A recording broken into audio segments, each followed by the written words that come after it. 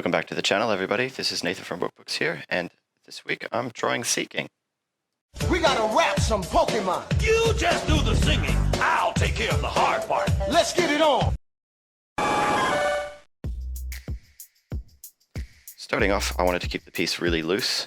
I wanted the end result to be very painterly, so I started off keeping it quite loose, using some sort of transparent brushes that I got in a brush pack. And I added extra characters as well.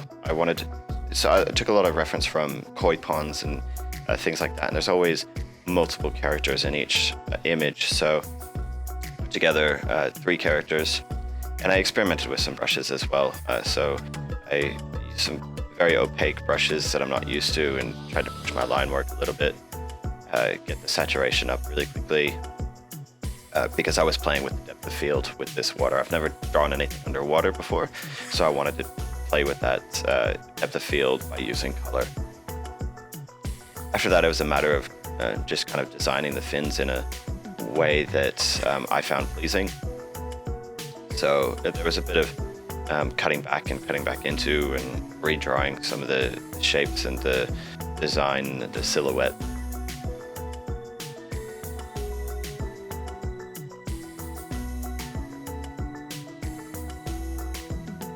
So it was very interesting, and it was a lot of fun for me. I've never actually drawn fish before, and so to draw them in different angles in this single piece was quite fun for me.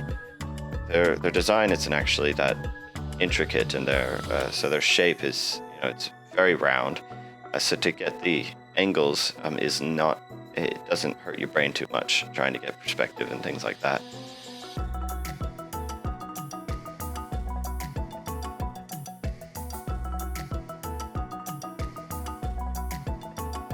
I love working with this color, the sort of, I'm sure it's got a proper name, but the teal aqua sort of color. I think it's a really nice color to be able to throw over any kind of painting or have some bit of interest. And here it's great because it contrasts with that bright orange fish.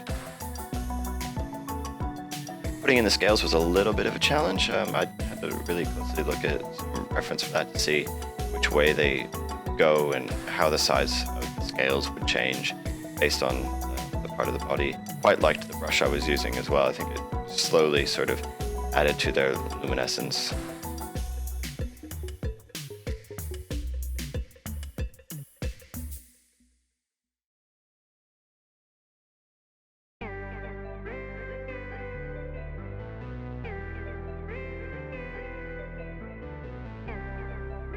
Playing with the perspective and the lighting of it within the water, that was really interesting. I hadn't really thought about that sort of challenge, so I decided to put them fairly close to the surface and try to get a lot of the reflected colors up into the ceiling of the water. But then to get the light coming through that ceiling as well, that was really interesting. So I wanted to make obviously darker towards the bottom, and then get that reflected light up on going down directly onto the highlighted parts of the fish and the scales and their horns and everything.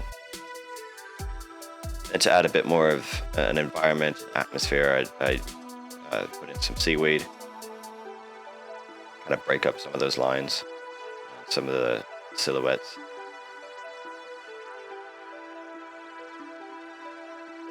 That's it, guys. Thank you so much for watching. This is Seaking, and next week we're up with a really fun one where we're doing Jolteon. See you next time.